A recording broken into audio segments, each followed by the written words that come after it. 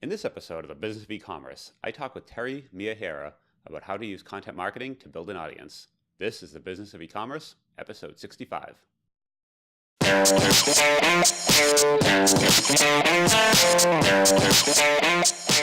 Welcome to the Business of E-commerce, the show that helps e-commerce retailers start, launch, and grow their e-commerce business.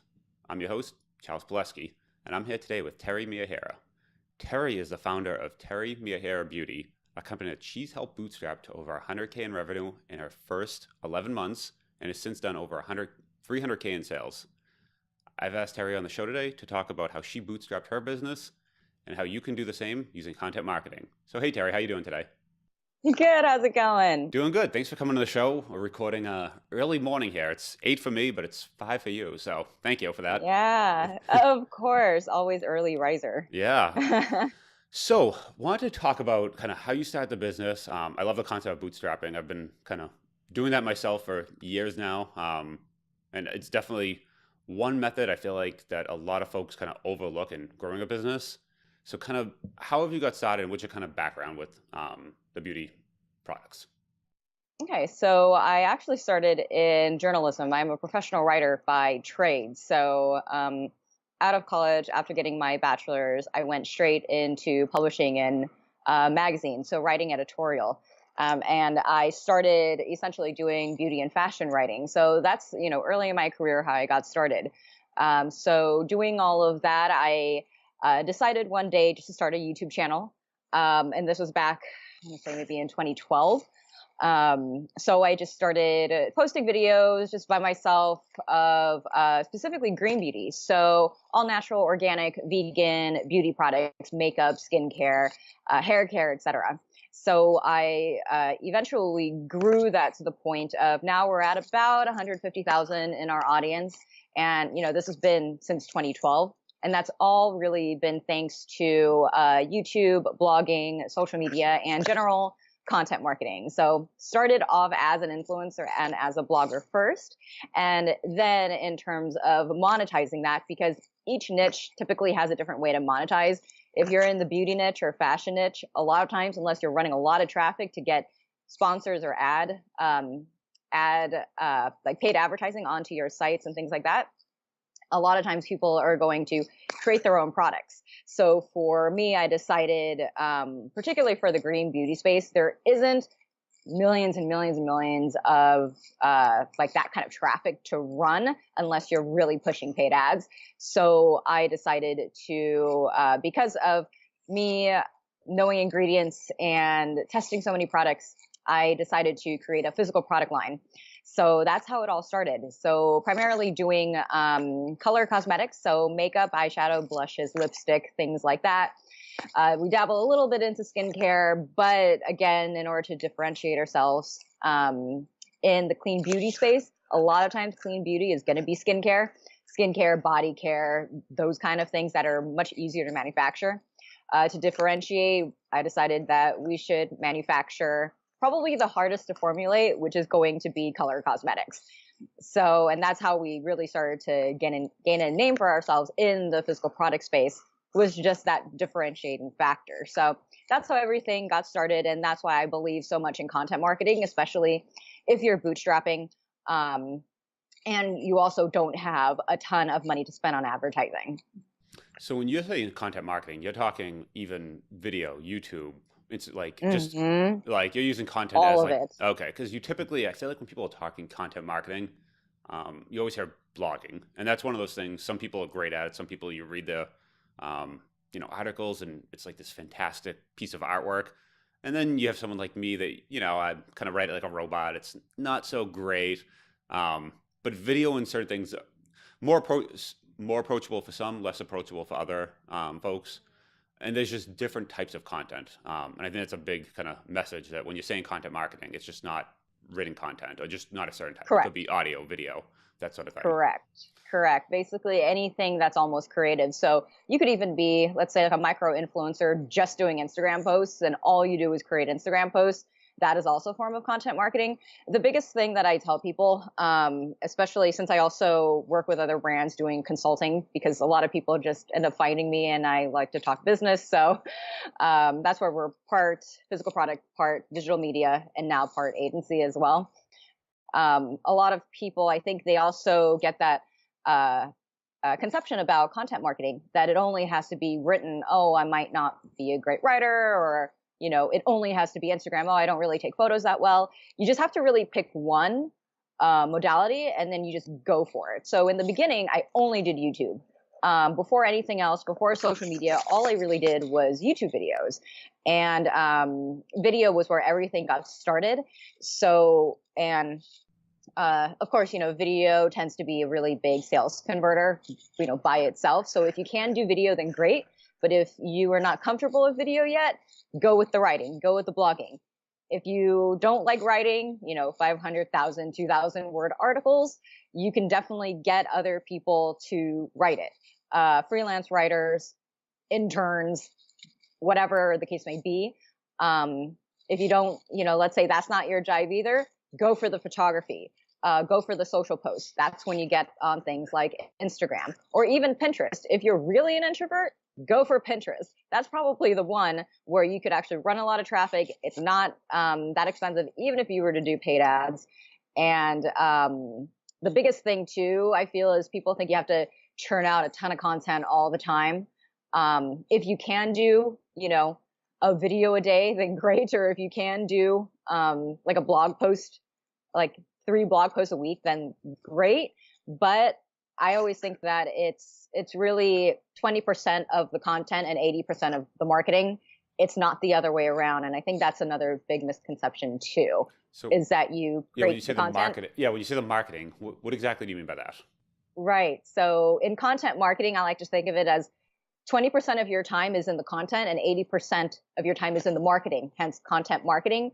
But a lot of times people do the 80-20 the other way around, where they're spending so much time on content, but they're not doing the marketing part.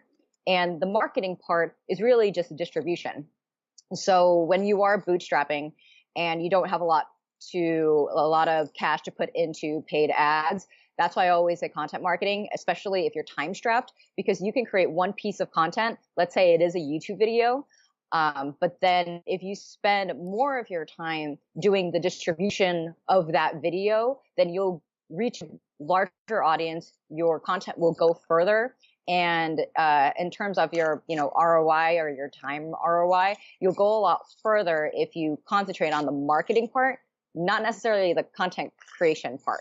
So that's one thing that I feel a lot of people with that misconception of content marketing is churning out a lot of content. That's actually not the case. It's doing the marketing part, doing the other side of it. Yeah. Now, when you say doing the marketing, though, what are some examples? Let's say I write this 1,000-word blog post, or we record, this half an hour long video. How do you actually get that out to folks, other than just dropping it on your blog, dropping it on YouTube, putting it on Instagram? How do you actually market that?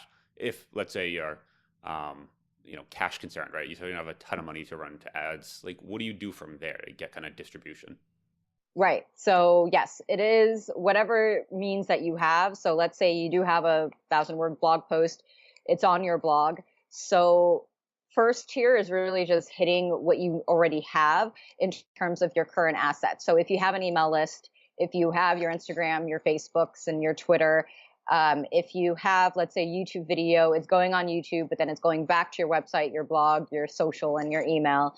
So then when I say Pinterest is being kind of like your best friend if you're an introvert, because I don't know why. A lot of people think that just because I do video that I'm an extrovert, but I'm an I for Myers-Briggs, funny enough. So I really like Pinterest for that reason. So really it's about, when I tell people about this, a lot of times it's how can I simplify, how can I clone myself, and how can I automate? So whatever process or software or tech that I can leverage to do one of those 3 or all 3 of them. So in that case, with content marketing, how can you leverage tech to do so? A lot of times I refer back to Pinterest as a really big traffic driver. Also, you could start to get really bootstrappy as far as, let's say, if you know people in your space, then you could go into like a agreement. I'm using air quotes, but just to cross promote each other's content to each other's audiences if it's a complementary fit. You could even also go as far as doing content distribution, like paid content distribution. For example, there are sites where it could be, it's really not that expensive. It's maybe, $50 or less than $100 for them to distribute your content to a network of influencers in your niche. Like there are actual content distribution platforms that do that. Or if you wanted to do, let's say, native advertising, you could start with $5 a day, $10 a day to actually promote your content from a paid traffic standpoint. So if you've seen, let's say, you're like browsing a blog or like a content website, and they have at the bottom something that looks like related stories or sponsored stories. It's usually like a box at the bottom, and it has just different, what looks like articles of blog posts, and you're probably not thinking about why that's there. But a lot of times that's sponsored content, and that's content that's placed on that site from a third-party content distribution platform. So there's a lot of ways to run traffic because the marketing is all about the traffic, right? So if you have a product, you have, let's say you e-commerce, you have a product or you have a piece of content like an article. If you're not running traffic, then nothing's going to happen. Like no one's going to buy, not going to get your name out there. So it's about running the traffic, right? So that's why we use a lot of different, and we're always experimenting with traffic strategies, how to run traffic, because if you're only running traffic through certain means, let's say if all you do is run traffic through Instagram or even through like Google SEO, Google just changes their algorithm and then everybody just like tanks as far as their traffic. So, or same thing, Instagram, like run all your traffic through Instagram, organic Instagram, and then they do an algorithm change and then all of a sudden your traffic dips. So I'm a big believer in always having multiple traffic sources. Start with 2, but then expand. So I believe that 4 is a really kind of like good number to always have as far as your traffic. So 25% of your traffic is coming from like different sources, right? So that's just like a little tip in terms of like diversifying your traffic, whether it's organic or it's paid. But yeah, so that's why I say, doing your content, but then most of your time is running the traffic. Yeah, the one interesting thing you said there, it's probably a good kind of point to take out of that is you're focused on one platform to be like this is a platform we're actually going to pump up, but you're using every other platform just to direct traffic back to that, right? So you're trying to say, I want to grow my YouTube channel. I'll use Pinterest, Instagram, whatever else. Like we'll use every other means we have to grow the YouTube channel, but we're not trying to grow all the channels at once. So we're not also trying to grow you. Like Instagram is just a means to grow YouTube at that point, and each thing is just a means to grow the next. So it's all basically focused. Every resource you have is focused on one resource at a time. And I'm assuming at some point, maybe like you said, that changes. Maybe then all of a sudden you say, okay, now let's double down on the blog a year later or whatever it is, after you have your 100,000 followers on YouTube. But it's yes, yeah, correct. Yeah, that beats the overwhelm because I think a lot of people, especially if they're first starting out, they don't have an audience. We were just fortunate that we had an audience to start, but that was because I was already a blogger / influencer. But if you're just starting out, you're starting at 0, like literally you got no followers, you have no email list, you don't have any social followers, start with 1. If you feel like you need to, go to 2, but that's really it. So create your content and then distribute everywhere else, because that really does beat the overwhelm. Because when you think about that, if you're only focusing on YouTube, but then you're using the other means for the end of YouTube, then you're organically growing all the other things. So if you have a YouTube channel, like what happened with us, start the YouTube channel, and then the Instagram came later, but that was more of to promote the YouTube videos. So in my mind, it wasn't overwhelming thinking, I have to grow YouTube, I have to grow Instagram, I have to grow a Facebook group, I have to grow a Pinterest account, I have to grow a blog, I have to do SEO, I have to do all these other things. And I don't know if anything, it's half of its mindset, but I really do feel like when you're doing content marketing, when you're bootstrapping, when you don't have a lot for paid ads to run the traffic, it's a long-term play. Um, but if you have the means and you have the finances, go for the paid traffic because that's going to be your shortcut. Um, Obviously, as long as your offer and your funnel converts, but that's like a different story. But it's making sure you're not getting overwhelmed, especially if you're not used to creating the content in the first place. Like you're not used to being on camera, you're not used to editing the videos. Maybe you're not in a place to outsource the video editing, for example, so you have to do it all yourself. So you're doing pre-production, you're filming, you're doing post, and you're uploading. And then you're doing all the promotion after that. So if you're not used to doing the content in the first place, same thing with writing. If you're not used to writing 500, 1,000, 2,000 plus words, then it can get really overwhelming to do the assets, like create the assets, and then do the marketing and the traffic for those assets. So that's totally right as far as focusing on one and then use the other platforms as distribution sites, essentially. And then, yeah, after a while, that's what happened with us. Then we moved to Instagram, and now we are moving into, I think we did it backwards. A lot of people usually start with the blogging, but now we're kind of at the blogging stage. So, Yeah, well, and that goes to speaking to your kind of strengths, right? Because maybe blogging's tough for you, and that's just not something you can do. But I like the idea of finding something that you're strong with and going out on that. And I think a lot of people, like you were saying, underestimate. It's going to be it's a long game, right? So when you go to start that blog day one, you're going to be excited, you're going to publish that post, and no one's going to read it. Like, and you just need to understand that like that day one is it's going to be tough because you're going to publish it and like you'll get 4 readers and a little tough. And you're going to it's just and you're going to have to realize this is we're not talking like days here, we're talking months and even years. So you need to be in something where you can see yourself doing this for really the long haul. And even like you said, the show, for example, when I started, I was doing pre-production, post-production, everything on my own. And apparently it takes a long time to do because it was probably taking like over a day just to like prepare a show. Once kind of got down a process, got it kind of going. And what is this, 65 episodes later, have some help with that now, with editing, pre-production, different sort of things. There's a bit more of a process. So now it's able to, sit down and kind of move through them and not spend 9 hours on every episode, 9 hours to a half an hour episode, because that's not sustainable, right? Because at that rate you're going to burn out very quickly. But once you can make it down to say, okay, for a half hour episode with I personally might have 45 minutes worth of work with including the recording, not so bad. Do some research, do some post stuff, but we're not talking like hours. So it makes it a lot more approachable. And then say, let's now we can do them the long game. So now we can start talking, weeks become months, months can become years, and it actually becomes possible to now build something because you're going to need to be in it for that amount of time. Right. And one of the things when I first started out doing YouTube is, it was just a hobby, but then eventually, getting sponsors, monetizing, even before the beauty products business. I basically just told myself that I had to do a video a week without fail. And it didn't matter what the results were, what the views were from the previous videos. It didn't matter what the subscriber growth was.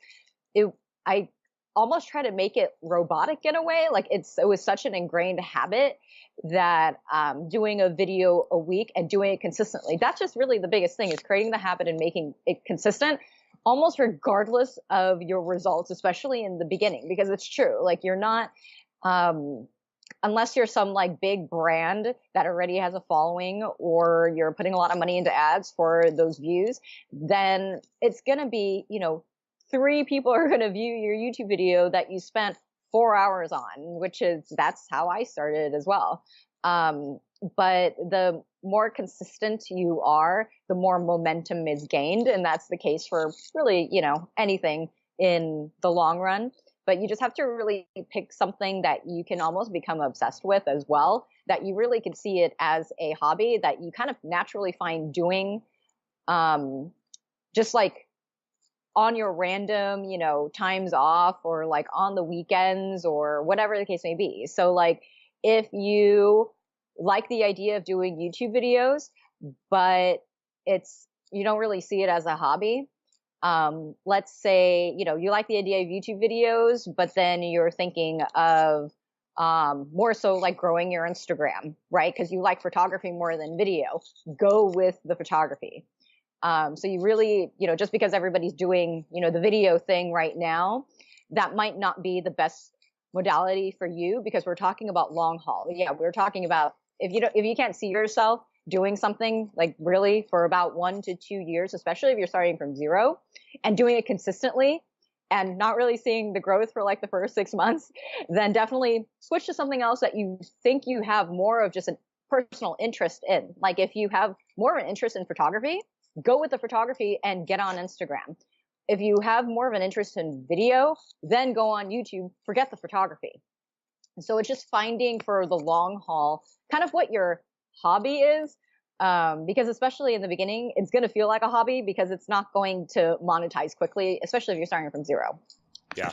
I remember Mhm. everyone talks about blogging and you have to blog and all these things, and I'm personally not a writer. That's just not my strength. It's never been. And I remember Mhm. always feeling like, well, I have to do it because that's what I'm told.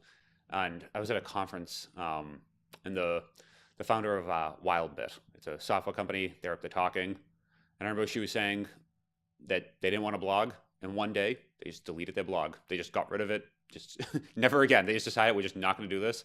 I remember feeling like, wow, you're giving me permission not to like. I almost felt like this is the first person that gave me permission not to blog. Like I don't have to do that. You don't, that's not like a requirement. And then I realized like that just maybe it's just not something. It's not going to be the content that I'm going to use that we're going to use to actually build the business. That's just not going to be it. And it'll be there, but because there are people who they just crank out. It's a factory, and they can just crank out 2 articles a day, and it's a treadmill, and the top 10 ways to do this, and all these like clever headlines, and just giving yourself kind of looking at yourself and just being honest and realizing like, is that me? Can I do that? And maybe the answer is yes, Mm, but it's okay that the answer is no as well because you can find something else. And I like that message. correct. Yeah, because we can't be good at everything. Yep. Even though I feel like especially if you're like solopreneur, and that's what I was before I had a team for a very long time, you're physically doing everything yourself because you might not have the means to outsource, get the paid freelance writers, to get the freelance photographers to do your photography, to get editors. So if you're doing everything yourself in the beginning, you really have to say no to certain things in order to say yes to other things. That's just, kind of personal development 101, right? You're doing the same thing when it comes to marketing, content creation, and bootstrapping your business is being hyper selective, especially in the beginning, going all in on that particular thing and making sure that it just doesn't feel like a huge drag. Because if you just absolutely hate writing, don't write. Like literally, good. Like delete your blog. Like I don't like Facebook, so I don't do it. Um, Same thing for Twitter. I don't like Twitter, so I just don't do it. But there's other people that love the Facebook groups. They love the Facebook chat bots. They love all of those things. I'm like, that's just not me. I just can't do Facebook, so I'm not going to. The only reason I would is just to run ads on it. Like that's literally it. So you just have to really pick what is most interesting to you, especially if you don't see it being, let's say, like fully monetized in the beginning, then you almost, people say, like you have to treat your blog like your business, which is true because it's the habit. But on the flip side, it's like if it's also not your hobby and it's not your true interest or what you really like to do with your time, then it's not going to be worth it because you're just going to stop. And that's the thing. You just can't stop. Like whatever you do, you just can't stop. So you just have to pick what you don't think you're going to stop and you just do that thing. And that's almost as simple as it is. Yeah, no, it's funny. It's a very basic message, but I think a lot of people Yes. overlook it, right?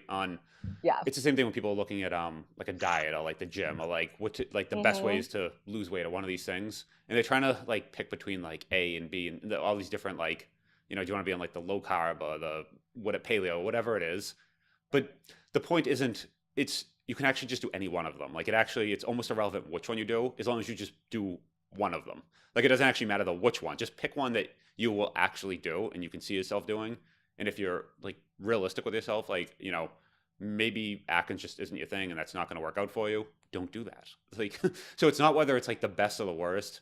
And it's not like deciding between like running and Orange Theory and CrossFit. Like it's like this battle of which one you should be doing. Just pick the one that you will, like you said, you'll actually do. Because the most important thing is that you get up tomorrow or next week and you do it again and again and again. And it's just like same thing like running, like, exercise. It's just a bunch of reps and sets, and you need to do them, go to the next one, and then just wake up the next day and do it again.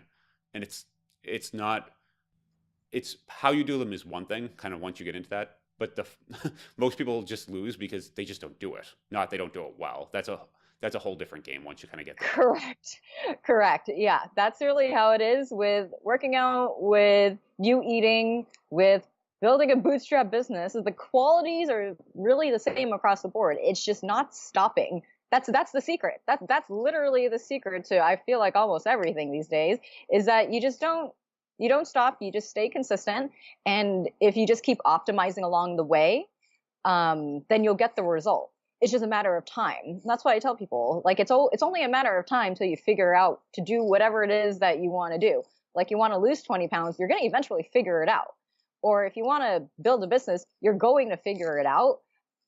It's just a matter of giving yourself enough time to do it. So whether you want to bootstrap your business in a year, 2 years, 5 years, give yourself the time, and you're going to figure out how to do it, especially if you're by yourself, if you don't have an MBA, if you don't have the mentors or those kind of things. Same thing with the working out example. Like, you're going to eventually get fit. It might not be in 2 weeks, but it'll eventually come if you just stick with it in the long haul. But it is finding what you like to do consistently. Like, it is true. Like, if you don't necessarily like the CrossFit, then try the yoga. If you don't like the yoga, try the CrossFit, because it's all means to an end. Again, like, you're just going towards the same result. So it doesn't really matter how you get there. You just have to kind of keep trying things until you stick with one thing. And once you find that one thing, you just go for it. Same thing in business. Now, as far as you said optimization during that too, at what points do you actually start looking at your stats and say, okay, for this YouTube video, we did X number of views. The one, right before it did double that. Why? What made it better?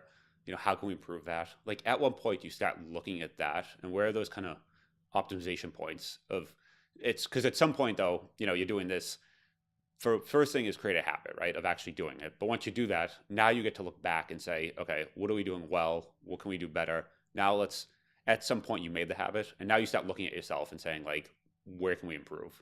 Like, when do you do that? And with something like content with YouTube, for example, like how do you do that? Like, what are the points where you look and say, like, what can we do to make this video better? What can we do to get more eyeballs on this?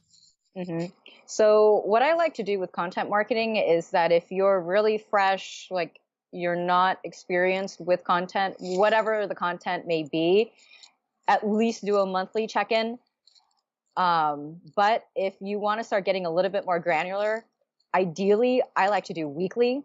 But if I'm in some sort of like optimization mode, like, for example, like a 2,000 word blog article, and I'm running different points of traffic to it, whether it's organic, paid, etc.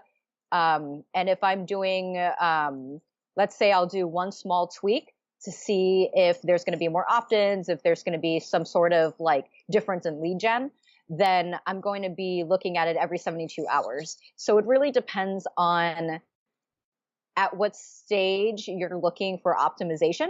But the smaller the tweak that you're making, I think, the lesser of a time frame it could be. So like if you tweaked a headline, for example, or like a title of a piece of content, then run it for 72 hours and then see the traffic difference, for example, or like your clicks or whatever the case may be. But if you're just starting out, you just want to kind of create that habit. You just want to get it going. So in the YouTube example, you just started your channel, you just started posting videos weekly or at the very least monthly to look back. And it doesn't have to be crazy. Especially when you're first starting out, when you're looking at your stats, because I know, like, in the back end of YouTube, they give you a lot of analytics. Don't do a deep dive into the numbers just yet, especially if you're not running paid traffic. So just do a skim through. see the comments, see the likes, see the dislikes, see the subscriber growth. And then from there, and then also look back at your content, whether it's video, articles, or anything like that. And then for the next time, just keep a mental note. It doesn't have to be crazy spreadsheets. I do the crazy spreadsheets because that's just me, and I feel like I won't remember because I feel like there's a lot going on all the time. But you don't have to go crazy with tracking at first. So you just keep a mental note of, let's say in your next YouTube video, you thought that looking at the drop-off point, maybe the video was too long. So next time, do it a little shorter. It could just be really small tweaks like that. It doesn't have to be super crazy formal, but the idea is just to get into the habit of continuous improvement. So as long as you're just making the progress and you're looking back and doing a really quick review, it doesn't have to be extensive, then from there, that's how you could start optimizing. And then when you get into more things like, the A/B split testing and all of that, that's when you can get a little bit more detailed. But when you're first starting out, it's really just doing more of like big picture overview and also seeing what works for you as well. Because that's also something that can be optimized too, is if you don't like talking for 15 minutes long in a video, then next time, to make it more enjoyable for yourself, do 10 minutes. So it could also be from that standpoint as well, because again, we're looking for how to create a system that's sustainable for you, because more than likely content is not the only thing that you're going to be doing, especially if you're in physical products. You're doing the R&D, you're dealing with manufacturers, you're doing supply chain, you're doing logistics. On top of that, you're doing the marketing. Especially if you're by yourself, you're doing all of it. So until you have a team, it's really just about where are the leverage points with your time that will make the most impact as well. Got it. Mm-hmm. So one thing that's very different about how you started, and I wonder if kind of how you do that today, in 2010, you said you started YouTube, became an influencer. Mm-hmm. You don't, if you go in 2019, you don't hear many people starting that direction and going physical products. A lot of people starting with physical products, and they're trying to leverage influencers, but not become one themselves. Is that something, would you still go that route today, or has that changed? Because, obviously in the past 9 years, just like the landscape of everything, YouTube, all these platforms have become more competitive, right? So is that something like you wouldn't go that direction today, or does that still make sense? Oh, I would still totally go in the direction of blogger influencer. And the reason is because, and also, I also feel like people moving forward are a little more accepting of, it kind of goes both ways. I've seen it where there's blogs that you don't know who the founders are. So if you're really camera shy, if you really just don't want your face everywhere, you could still create an audience without having your face plastered all over the internet. Unless you want to, then that's fine. But you can create a blog and an influencer brand or an experts brand without always plastering your face everywhere. So in the case of, let's say, like podcasting, for example, not every podcaster does the video side of it, right? So a lot of them, they'll just do voice. You might only see that their one thumbnail picture as their photo, and that's really it. But they're not, up on a video every single day, all of that. So when we think about, is it relevant to become a blogger, become an influencer? You can. And I really encourage people to do so, because it also forces you to really deep dive into the industry that you're also looking to get into.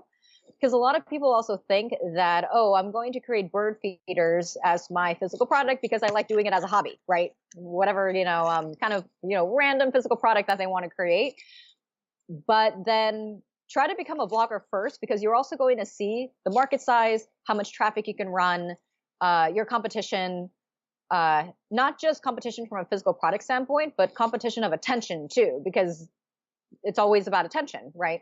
So getting the attention onto your brand. So being a blogger, being an influencer, it's really just brand building. It's the same thing with physical product. So that's why I would highly encourage people to look into blogging, being an influencer, doing that first, or doing content creation first. seeing the kind of traffic that you can run, because if you can't run the traffic, no one's going to buy your offer. No one's going to buy your product in the first place.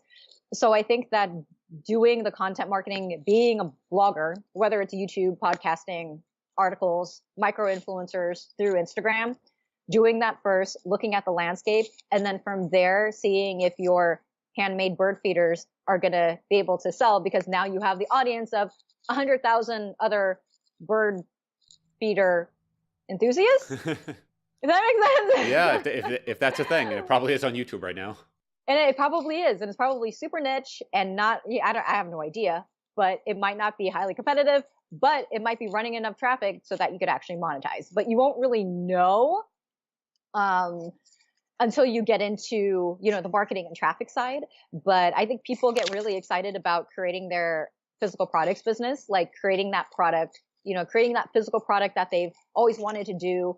But then they don't really think about how they're going to run enough traffic to create the leads to get the sale, because the sale is the very last step. There's all these other steps before that to get people, into your funnel and to get people into your sphere. And that's why I feel like putting your feelers out there and seeing what's happening from like a blogger influencer standpoint could be a little easier than putting 50 grand, putting 25 grand into manufacturing your perfect product and then trying to get it out there, which you can obviously with, the influencers and the paid traffic and all of that. But doing it in the reverse, just to also kind of validate your niche, validate your brand, and validate your messaging as well. So going the other direction and becoming an influencer and blogger first. Well, and it kind of goes to speaking towards the whole bootstrapping and kind of if you're running more cash constrained, right? Then you're going for the long game. You're going to go do a slower burn. You're going to take your time, build up slowly. If you're able to, like you said, dump tens or hundreds of thousands of dollars into build the product, run the ads, just do it that way, you can grow faster. If you have all that cash sitting in your checking account, like you can definitely scale much quicker, but not everyone has that, right? So this is kind of something of saying like, it's okay. There's another way to do this. You don't need to, have this, $10,000 a week or a month advertising budget to come out of the gate. If you build over time and you take your time building the audience, building the brand, then you're able to, then you have, it's your laser and you can focus that wherever you want. And let's say you come up with, your bird feeder site, you can try it. And if that doesn't work, fine. Maybe you'll start manufacturing, some bird food. Try that. And it allows you to, make some smaller shots and try them instead of just going all in on one and saying like, hey, we manufacture this bird food. We have a container coming over, we're going to fill this warehouse. We're going to blow it out on ads. We're going to be spending, 10 grand a day. That works. And if it works, it will light on fire and you'll be the bird food king queen. But if it doesn't work, then you just ran out of cash. You ran out of cash real quick. Versus the other way, you can try. You can make an attempt, and if it doesn't work, just go slow. Try the next thing. And it will, and the only other cost there, it'll be time, right? So you're basically, it's a trade-off of cash versus time. And if you have tons of cash, little time, you can go faster. But if they have the other way around, little cash, there is a way to do that. And that's definitely just a good message to kind of tell folks that like, you don't need to go and blow it out, day one. You can come and just build it over time and build a sustainable business that way. Yep. And another tip in terms of, if the bird feeders don't work out and you're going to need to pivot into bird food, for example, it's the pivoting, right? So it's not putting all of your time or energy into one thing.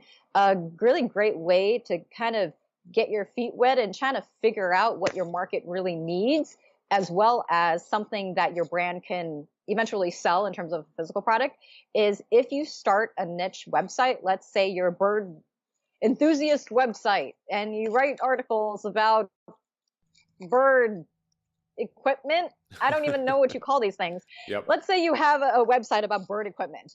And let's say for this website, it's a niche site, right? Very niche. Your face does not have to be all over it.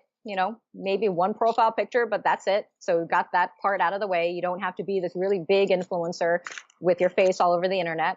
So let's say you have a niche bird food equipment site and you really think that the bird feeder idea is going to blow up, but you don't necessarily want to put, 10 grand, 20 grand, whatever the case may be, into manufacturing off the bat. You could, just to test it, become an affiliate for another bird feeder brand, or become an Amazon Associates affiliate. They have bird feeders, they sell bird feeders. You can get an affiliate link very easily, and it's free. You just have to have your blog domain, and then you sign up with Amazon, and then you use that affiliate link for whatever bird feeder that you personally like and that you personally use. It doesn't have to be your brand. It could be anybody else's brand that you like and that you could recommend. Use that, like, do a review onto your blog of that bird feeder, or you could do a roundup of the top 5 bird feeders on Amazon, and something like that. And then you could, from there, track and see the people that are clicking and the people that are actually buying those bird feeders. Because if the bird feeders that you're using the affiliate link for on your own site is actually selling, albeit with Amazon, their whole site is built to capture a sale very quickly, but we're going to forget about that part, that they're completely optimized for sales. But if people are buying that bird feeder from the link that you did from your site, chances are they're going to buy whatever bird feeder that you talk about. Amazon's bird feeder, your bird feeder, it doesn't matter. So that's a really good way to kind of, if you are pretty sure that your physical product idea is going to work for you, just find something that's as similar as possible, test it with an affiliate link, and then see how you could sell it. Because if you could sell affiliate products, you could sell your own products. Yeah, that's kind of very good point. That's just how sales work, right? Like, if you can sell one thing, you can usually sell another thing. It doesn't matter if it's your thing or not, because it's all marketing and branding, right? And how you're positioning. If it's your thing, it'll probably be easier. So if you could sell someone else's thing, it's probably easier to sell your own thing, because then you know it, you've built it, you can talk about it, that sort of thing. So if you can do that, then just go for it. Yes. So that's why the affiliate test is a really good way. And that's how I started. I, like, from all of the YouTube videos, I was doing affiliate links, and then eventually other brands were paying me for, like, sponsorships. And I was like, okay, so I'm basically selling everybody else's products. And that's when you start thinking, you're only getting an 8% affiliate commission, 10%, 15% in some cases, depending on your niche. That's why I was like, I could theoretically make a higher margin if I were to sell my own product, albeit it would be much more complicated of a process. But at the end of the day, you can build it's like building a whole other business and physical product. And that's really how it started for us, and for the beauty products business, was because we just kept seeing all of the sales coming in from the affiliate and the sponsorship side, and then thinking, oh, maybe we could also do this ourselves since we're selling everybody else's products. So that's, like, just in terms of, like, a validation method, especially if you're, you might not necessarily be comfortable with jumping all in, or putting a lot of cash down, or even a lot of time. Just validating your idea in the first place. And then from there, let's say after 3 to 6 months, if you're starting to see affiliate sales come in, or whatever the case may be, then really start thinking, okay, if you want to go that next step of starting your own physical products brand, or your own brand, so that you could sell your own products and then make a higher margin off of that. Awesome. Yeah, I think that's a great message. So it's super helpful. If people want to kind of find you, learn more about you, learn more about what you're doing, what can they do that? Oh, so you could find me almost all over the internet. On YouTube, right? Yes, YouTube, Teri Miyahira, on Instagram, Teri Miyahira. And we didn't talk too much about all of the little pieces of software that I use, because I think that's another really important part about, if you're by yourself, you leverage software. Leverage software. If you can't outsource freelancers or independent contractors, use software at your disposal, whether it's apps, whether you're on Shopify through the App Store, whether it's other pieces of software that you could integrate into whatever site that you're running on WordPress or Squarespace or whatever the case may be. So that's also just another tip for, at the end of the day, leverage what you can with the budget that you have. A lot of times it's going to become tech and apps in the beginning, because that's how it was for us as well. And I'll send you a list of just like the tech that we use, like the software and apps that we use, because I've tested so much throughout the years in order to bootstrap and to not have to hire like a team of people to create content or like a team of people to do the marketing. So I'll just send that over to you if you want to put it in the show notes, Yeah, so that definitely. hopefully it'll be a shortcut for people too. Okay, and maybe we'll do another episode of e-commerce automation, because that's a that's a topic near and dear to Yes. my heart. So definitely be Yes. good for that. All right, Yeah. yeah, Perfect. I'll put all that in the show notes. So yeah, it was great having you on. Thanks for chatting. Thanks so much.